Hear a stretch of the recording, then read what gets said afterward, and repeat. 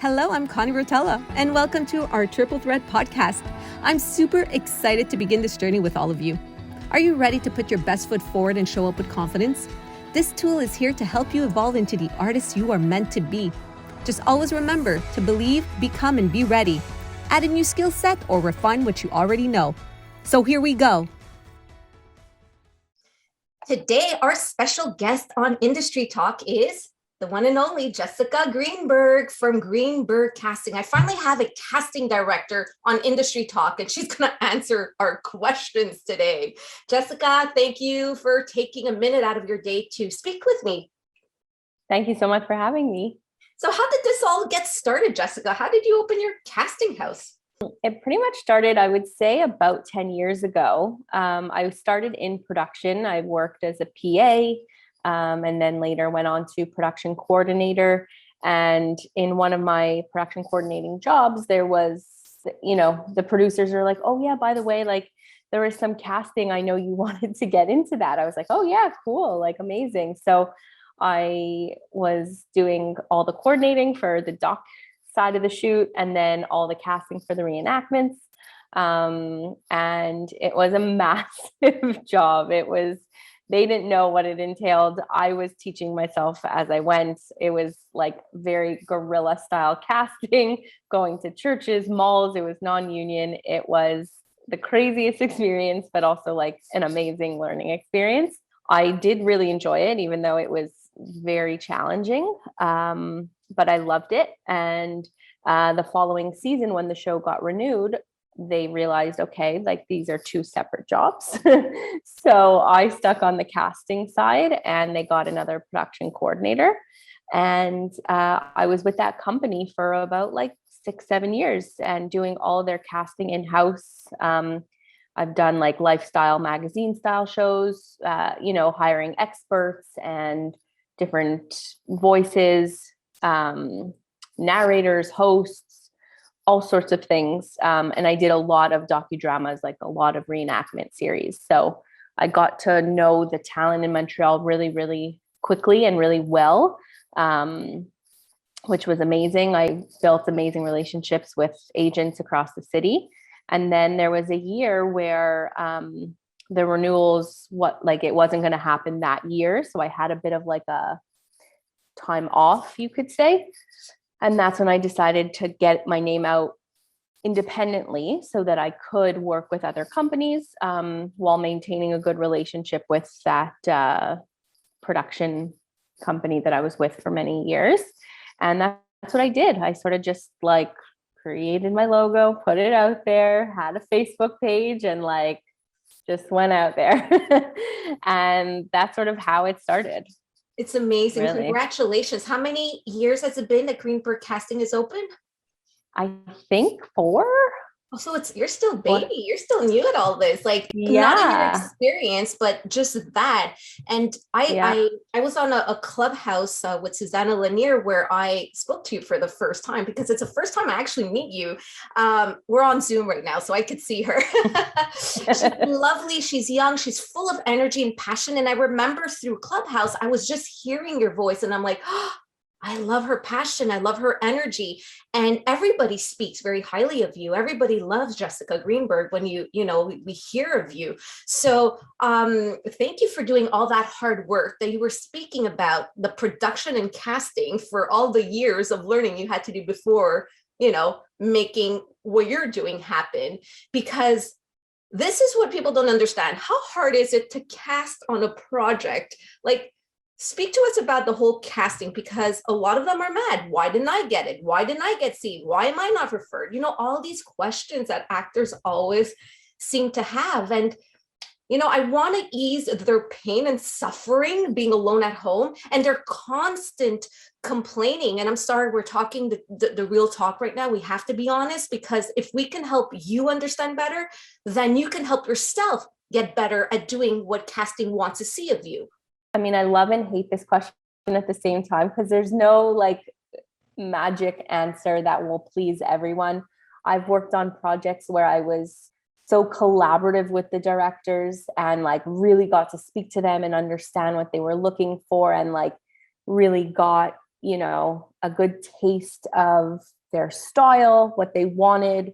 And it was just very collaborative. So, you know, and then I've worked on projects where it was, you know, at arm's length. It was, here's the suggestions, and I just wait to hear their notes. You know, they sometimes don't want even my notes, or, you know, and then other directors are like, oh my God, I love your notes. We're on the same page. Like, this is amazing. Like, you know, other casting directors may not do that. So, you know, every project is so different, and it really starts with the director in a lot of ways. What are they looking for?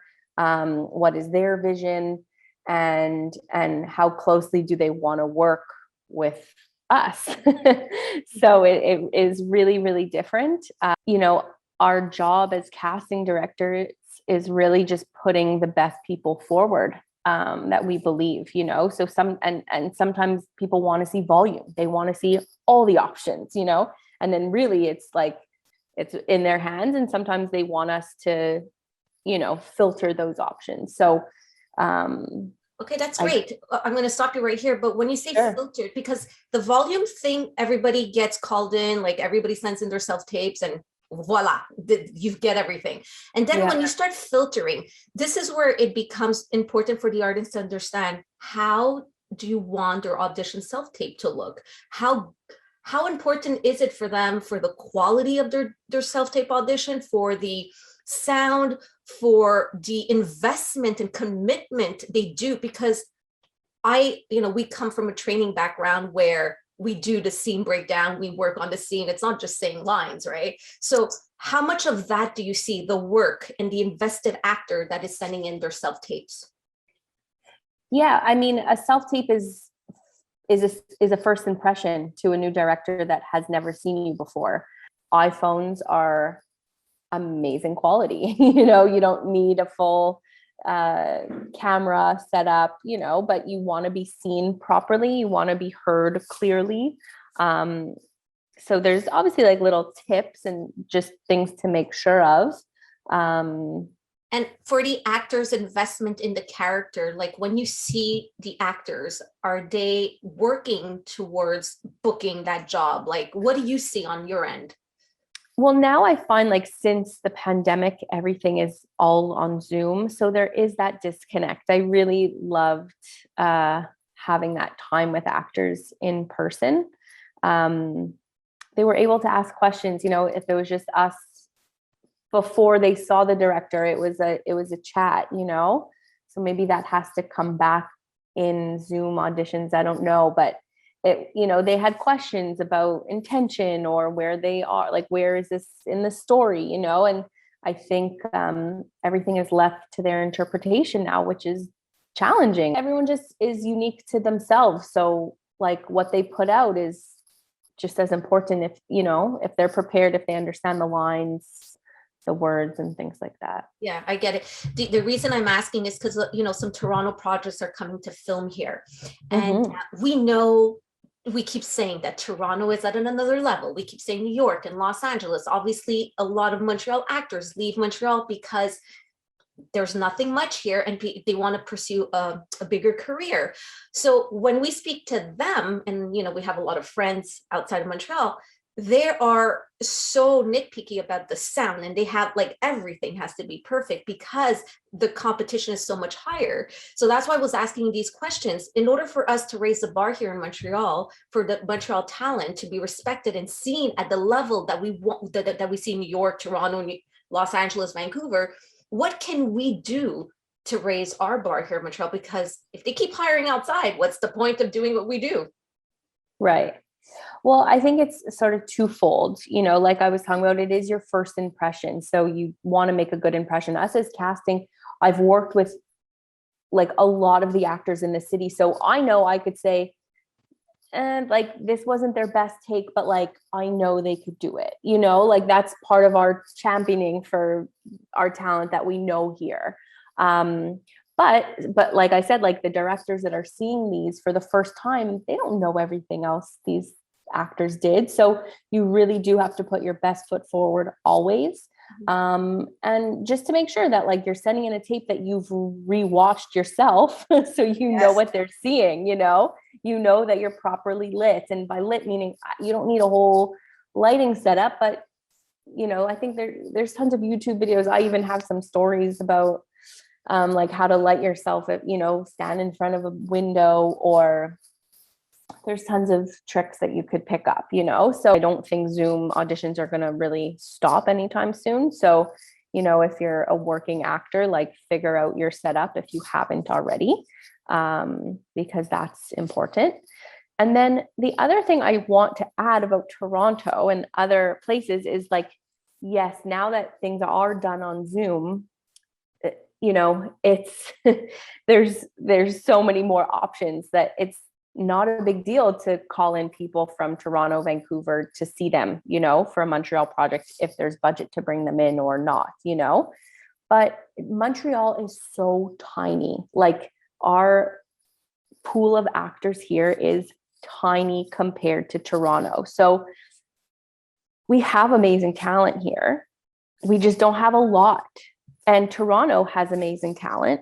They just have more, but they also have shitty talent, like everywhere. it's the ratio. It's so much smaller here. But there is amazing talent here. So maybe we could step up the bar. Like, I do believe that, but I also think that there's good and bad talent elsewhere, but there's just more. Mm-hmm. So there's like, you know what I mean? Yeah, I know what you mean. That makes sense. It does make sense. And I'm always in an artist's head, and because I hear them talk, because they compare. That's why for me, well, if you want to be at that level, and we heard Jessica say you don't have to invest, but let's say someone like me, I'm an artist, I'm a dancer. Of course, I'm going to invest in a proper shoe, or any shoe that I have to dance in, like tap shoes or any point shoes. So for me, I come from a mentality where I am going to invest for proper lighting, for proper sound, for proper equipment. That's what I do in my head, because this is how I was trained as a dancer. So it makes sense for me. It doesn't mean it has to be for anybody else. That's why raising my own bar is something that's important to me. So if we all collectively want to raise Montreal's bar, then we'll all have to come in and say, hey, let's do this as a community. Because that's something I noticed. Yeah, I run a triple threat studio. So I work with dancers, actors, and singers. I work on the French side, the English side. I work a lot with agents. So I want to make sure our information gets out there. And I feel like actors, differently than dancers, we want to reunite and dance together. We always want to get together. Actors, I'm like, there's a lot of actors that come in studio and are in my Zoom classes, but I'm like, where are they? How do they rehearse? How do they practice? Like us dancers, we need to warm up, and we do it together because we need to connect.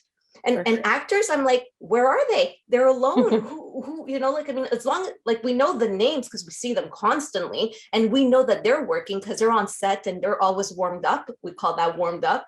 But the actors here, I'm like, we're such a small community, you said. And I always ask the question to actors, but where are you guys? What are you doing?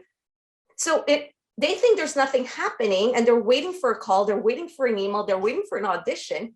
I see the ones that are working because we're all collaborating, but where are the other ones? So what would you suggest for them to stay warmed up and stay on top of their game and connect? It's probably like just drive, right? If they have to want to do it, and they have to surround themselves with it's so hard, it like what we ask of actors is not easy, but that's when it just becomes like, are you passionate about this, or did you sort of have like a dream where you think it's gonna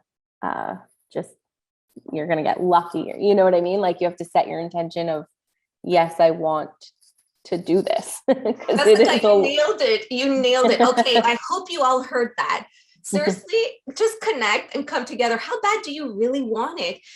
But for us dancers, it's also challenging to do what we do in all those tricks. But if we're not in studio, who else is going to kick their legs and do these pirouettes and jumps? Like, I mean, I can't do it from home. I need to get in studio and challenge myself with other dancers that are at the same level. That's why there's different levels in dance. So in acting, they could maybe keep acting with themselves and challenge themselves and see, did they understand the script? Were they quick enough to, be on set and be filmed? Do they get the audition right? I see all sides. Like, I'm very empathetic in that, like, in a way, it's like a vicious cycle in that there isn't enough work necessarily for talent in Montreal to survive on acting. So I know that everyone has other jobs, not everyone, but a lot of people, so it is hard to make the time to do those things, and maybe in Toronto that there is a lot more work that people are able to just focus on that because they get booked more and they're working more. So that's what their whole focus is. So just, you have to schedule it and make it a priority and figure out ways that you do like to train, and work on your skills and on your craft. Exactly. If you're passionate about something, like, you can't ask a singer to stop singing at home because, oh, sorry, you're not getting paid to sing at home, so you better stop singing. Or you're not going to ask a dancer. I dance in my kitchen all the time. Why am I going to stop dancing? Because I'm not getting hired as a dancer right now. So this is a reasoning that happens in my head when I speak to actors. I'm like, I don't get it. Why do you want to stop acting if this is something you love to do? Just act, grab a monologue and just act it out to your kids or to your friends and go somewhere and just perform. Like, for us, anytime we have a stage, just perform. And this is where you hear the passion. Obviously, I'm coming from a place where no one could stop me doing from what I do. And when we all meet up at the studio, everybody that comes in the studio, they feel that same energy. We're like, oh, we're ready. Let's do this, but we're just having fun. We're not putting a show on. We're just really having fun. So if anybody would want to come and film us right away, we're just literally always in action. Which is amazing because you're not putting like your talent. It's not greater or less if you're booking or not. Like, you're still the same and it doesn't matter. Like, you're not a bad actor if you're not being cast, Right. I had mentioned to an actor 2 weeks ago going, my son auditioned 4 times for this project in Toronto. Yeah. Because he's represented here and all his friends, because we have friends of his age represented by a Toronto agent, they get the part, but he lives here in Montreal. And my question was to some of them going, should we have an agent in Toronto to represent the Montreal talent? Because they only get the leftovers. I'm speaking their truth here. They'll get the one-liner when the other ones in Toronto, same talent. It's because they're coming from Toronto, they get the bigger roles. Do you think getting an agent outside of Montreal will help the Montreal talent when it's projects coming from elsewhere? It could. I mean, some agents do both and they do both really well. And I think it comes down to their relationships potentially with the casting in Toronto or elsewhere. And there's some Montreal agents that just want to stick here. They know, the people doing voice work, they know the casting in Montreal, and that's what they want to stay. So there are agents that, yes, if you are open to, it depends what you want to do. Like, are you open to working as a local? Are you, and driving down to Toronto yourself on your own dime, or you have a friend to stay with? Like, it really also goes back to like what you're willing to do and willing to sacrifice and all those things. Cause then it comes down to budget also for the production. Right. So for sure. So I want to make Montreal great. And I know you want to make Montreal great. Yes. What else can we do? What else can we offer our Montreal actors, artists, anybody here in Montreal that doesn't want to leave Montreal? Like, they're here, they want to stay here and work here. What can we do to help? Treat every audition as if it's like your first one, and with the same excitement and passion. I think people get discouraged really fast. It's like, oh, another self-tape. Oh my God, and I just think then you're not going to give it as much potentially. And one thing I guess I could see a difference in with, let's say, Toronto, that we've brought it up a few times, is they will get their tapes in like before the deadline. And honestly, it will go to the production all at the same time, but it's just like Toronto will get it in, before. Sometimes Montreal talent will ask for extensions. They'll ask for, or they'll really send it in at the deadline. Like, right. Not that, and like personally for me, like everything will be sent off in a batch. Like I won't send things to the director. But yeah, it just seems like they're like just taking more time. Yes. Yeah, in Montreal, takes more time. Yeah. More time. And why do you think? That's why I don't know. Like, and I guess just going back to like the investment of self-tapes or whatever, I agree with you that at this point, 2022, yes, having been through a pandemic, self-tapes are, and Zoom auditions will be like I said, I don't see it going away. And so yes, at home, you should have a great setup. If you have an iPhone, get yourself a tripod that holds a phone, and figure out the best window, the quietest room in your house, whatever it may be. In that way, yes, invest there. Yes, make sure that you understand how Zoom auditions work and make sure that you have a great setup at home that, you could quickly do your self-tape right when asked. Okay. So let's help the artist now. They have to send it in on time. Please make sure to send it in on time. For sure. And I'm going to speak to an actor, right? I'm going into an actor's head. But I got 10 pages in 24 hours. And then I have another audition and I have to go to work and I have kids. Okay. So this is what's happening in their inner dialogue. Yeah. So what's the response to that? Now, versus I was in LA. I saw my friends in LA receive these 12 pagers and it's every day. Yeah. And they get it. And for them, it's like, and I get it. You're going to say, well, they have auditions all the time and they're seen by many casting directors. So they know that they have a chance with different people. Here in Montreal, we don't have a lot of casting directors. You're few. So it's the same people auditioning for the same, casting director. Yeah. Now, what would you say on, I received this, I only have 24 hours and that's not fair? 24 hours, that's true. It isn't fair. There are rules with Actra now that I believe that just came out with the new agreement that I believe you have to give 48 hours for a self-tape, and that does not include weekends. A tape Friday and expect it Monday thinking, oh, well, they have Saturday and Sunday. Like that isn't fair. And I believe they also put a limit on maximum 2 scenes or 3 or 4 pages. So there are now rules protecting the actor for that reason. Exactly. Like self-tapes, I'm sure we're getting out of hand. We're not scheduling people in person. So it's like we could sit and watch self-tapes all day. It's not like we could see people between like 9 and 6 p.m. and that's our audition day. And let's try and see as many people. Like, we could see and call in a lot more people now. So do you watch every single self-tape that comes in? Yeah.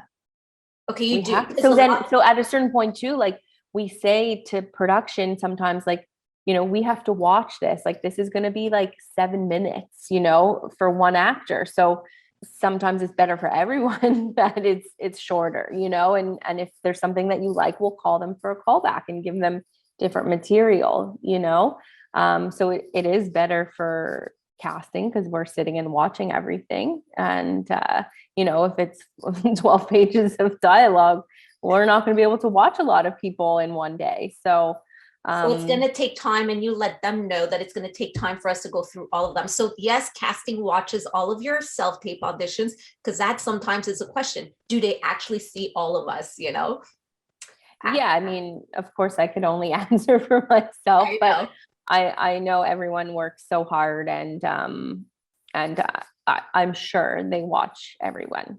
Yeah. Sure. Okay, so that rule of more than 24 hours, it gives the actor more time to prepare to actually send out something that best represents them.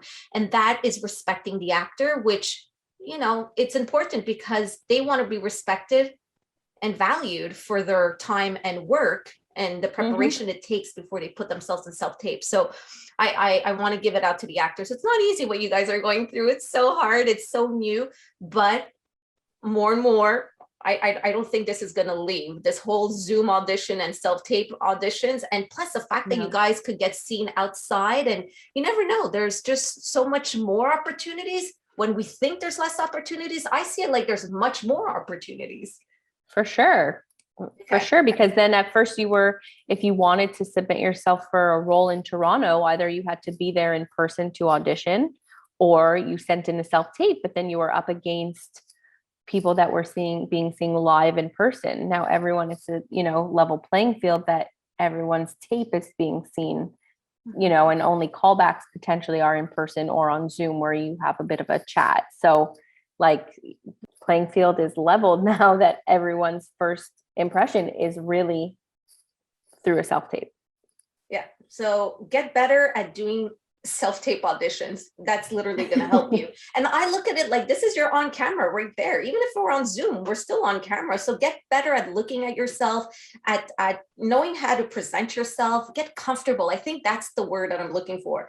Get comfortable and enjoy the process. I know it's not fun. It's not like the good old days. It's not that at all, but this is a new way. And if I'm not mistaken, like, I've been casting a lot of performers on TV, stage, everywhere. It literally happens. They call me because they know I know the talent here in Montreal. I send them 3-4 choices right away, or I send out emails to everybody, send me your picture CV demo right away. But in 30 minutes, boom, it's done. They already cast the person, because everything is happening so fast. So I keep saying to everybody, just be ready, just have an email ready. So you just have to click and send, and not feel frustrated that you weren't ready for the opportunity. So this is how I train my artists. Be ready for any opportunity that shows up. And actors should maybe, hey, come take a dance class. You guys are going to go fast in the way we process really fast. We learn choreography really fast. It's like, we're not learning words, but it's choreography. Our body is in movement. We have no choice to be always uncomfortable and uncomfortable at the same time, because there's things that we don't know how to do, that we have to work at, to master, to then become comfortable. Oh my God, it's a process. Yeah. And to pretend like you do know what you're doing and looking great at the same time. Oh yeah, and looking great at the same time. Trust me, we go through all that. We have to look fit. We have to, have a smile on our face. We have to perform. So it's the same thing. I think the actor's mind, it's an actor's gym. Just get physically and mentally ready for your opportunity by not maybe, I don't want to use the word complaining in such a bad way. It's more complaining, meaning that's the fire you need to get yourself in shape, ready to send that email, in shape, saying, I'm going to wake up and feel good and read those lines and, give that performance that you are going to be so proud of. And it's going to be on you because you did that work, instead of projecting everything that doesn't work outside of you. Does that make sense? For sure. Of course. Yeah. And,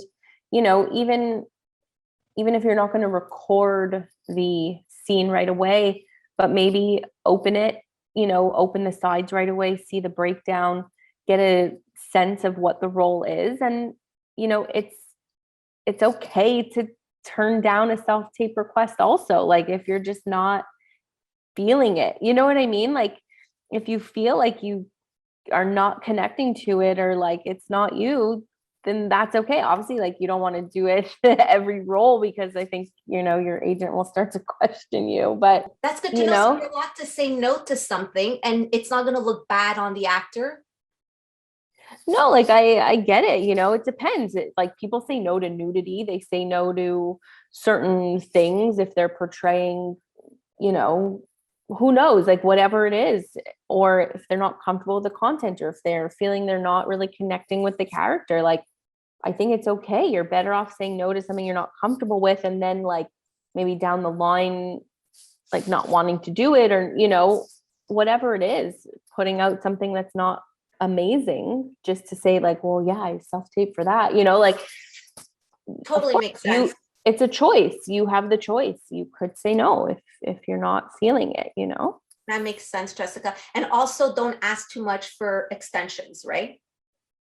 Yeah, I would. Exactly. Like, I mean, unless, sometimes there are things, particular cases that have to be a quick turnaround, Let's say we saw someone for one role, and the director is like, oh, I want them to read for another role. Like, maybe like that, something like that might be a bit of like a faster turnaround than, a breakdown going out and then getting that 48 hours to submit. But I would say, yeah, of course, if you could do it before like the deadline, like why not? Like. Okay, and this is a dance teacher in me. Please do it before Yeah. the class ends. Please just do it. Yeah. Okay, so if we have to finish our interview, what would be your words that you want to share with actors? The one thing that I want to relay is that like we as in casting are on your team. And I've said this before, like if you do well, it makes our job easier. And not that you're living to make our job easier, but it helps everyone. And I think it will raise the bar for Montreal. Like you keep saying, like if everyone does their best and we're putting the best forward, it'll be good for everybody. Because you want them to win. You want them to get the role. You're cheering. Yeah, like my heart is in Montreal too. So when I see, roles going out to Toronto or other places, like I get crushed too, and sometimes it's just the business side of things, or it's the director, and it has literally nothing to do with the talent. It's, at the end of the day, it's sales, right? They're trying to sell this project to make money. Like it's a business at the end of the day, and it is hard because we are creative. It must be hard for you because the actors, the talent, and then it's like your heart, I'm sure want to give it to everybody, but at the same time, it's like, we have to stay true to what the project, what we have to do and what we have to send in. Right. Yeah, no, but sometimes I'll see notes or whatever. I'll be like, what the hell? Like, I'll be like, I don't understand. So okay, so Jessica also doesn't understand sometimes. So actors, yeah, casting directors are also humans that are trying their best at doing their job. So it's like that's why sometimes like the open conversation, the actors want to know, what did I do wrong, or why wasn't I seen for this, or how can I get booked? I'm just naming you some questions they have. And casting doesn't have time to respond to all that. I wish it was like the in-between person that could, those notes that you saw could go back to that person going, this is what they thought, like that secretary that can go between the casting and the artist. But I know we don't have that, but I'm just saying something to ease the actor's mind. Yeah. At the same time, not to break everybody's heart. You could always show self-tapes to your agent or friends and try and get feedback. If is there anything you could do to improve? Is there something about the craft or, choices you made? But like a lot of the times at the end of the day, it's not about like, how do you even decipher who's better? Like what, it's art. It's so hard. It's so subjective. And, so that's why it really is about the role. And sometimes it's beyond just the role. It could be a business decision. And yeah, so it's out of your control. It's out of everybody's control. So it brings me back to what I was saying about us having fun in studio. If you're always having fun, it doesn't matter if you book. I'm sorry, guys. I know maybe you're not going to like this answer, but I just want to be honest, because it hurts my heart when I see artists emotionally not well because of this business they chose to do. Let me remind you, we choose what we want to do. So why are we putting ourselves in this kind of misery when we're supposed to love what we choose to do? So in my head, it's always like bringing an artist, and I say artist because for me, it could be a dancer, an actor, or a singer, but it's to change that mindset.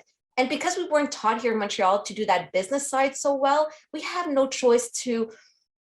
Is it okay for me to say raise the bar at a casting director? I don't even know if this is like proper terms that I can use in acting, but do you feel like that is something we can do collectively, like work on an actor's mindset, work on their training, making them feel ready, making them feel prepared? I don't know, like all these things that we can do to help an actor not stay in their head and communicate their feelings, with other people that are going through the same thing. Yeah, I think there's maybe like a lack of urgency potentially. And and I touched upon this earlier, like I'm still deciphering whether it's that like everyone is busy with like other things because they can't focus on acting full time. So if it's that like their, their other jobs or whatever take priority, which I understand.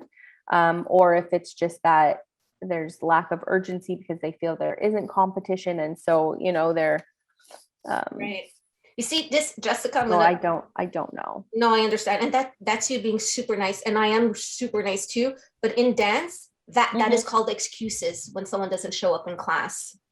For sure. Yeah, for sure. And because we want to help our friends, we always try to motivate them going, oh no, you can do that after dance class, or you can, you see how we speak to each other. And this is what I would like for actors. And it's not even in a mean way. It's basically, I think you're amazing. Please don't miss this. You're going to, it's more of an encouraging motivation. And then you feel that urgency for us. It's like, oh, of course I have to show up. They want me there. We call that excuse. And I even hit myself. I know when I'm doing it, oh, I can't be there because I do it to myself because I'm like, and then I stop, Connie. You can take an hour of your time to do that ballet class that you really don't feel like doing because you have to do blah, blah, blah, blah. For sure. It is about scheduling the hour for yourself to do that self-tape, and make it a priority. And thank you so much, Jessica. I don't think thank you. I mean, it was wonderful speaking to you for the first time and seeing you live. This feels like a Zoom audition right here. So totally. I want to thank you for your time, and I will be seeing you in real life one day soon.